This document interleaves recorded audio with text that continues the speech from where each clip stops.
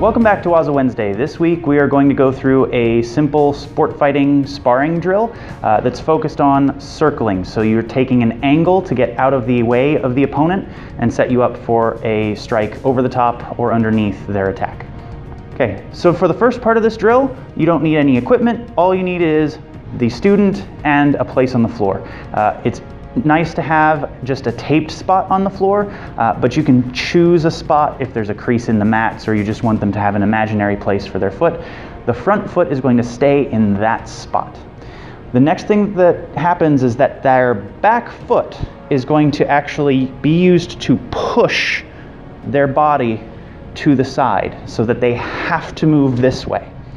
A lot of the time when people try to do this, they'll try to step and move with their back foot, but for what you want to accomplish, you need to use this back foot to actually push you rather than pull you to the side. So he'll start by just circling. Once they have the circling down, they'll add the jab.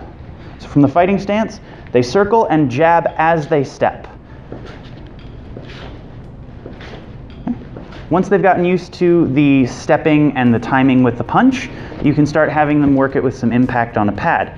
So I usually start this with just the distancing component. So he's in his position, he knows where he's at, he knows his front foot stays, and he's going to pivot out of the way with his back leg, and he's going to throw this jab. Now since he's a considerable amount shorter than me, for this drill he's going to punch a little bit lower rather than aiming at my head, but for somebody taller you might have them aim higher.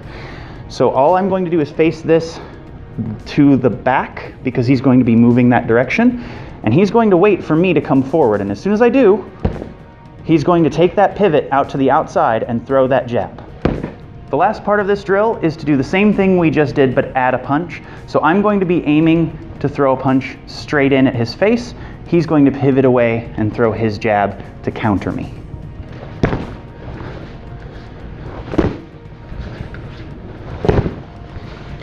So you can see by drilling this, he actually doesn't even need to parry or block the punch in any way if he's circling at the right time.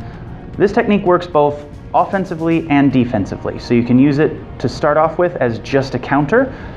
Somebody comes in, you circle out of the way, and you counter.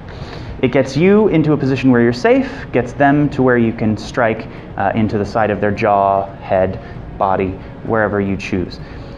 On the other hand, you can use it to finish your offensive combinations as well.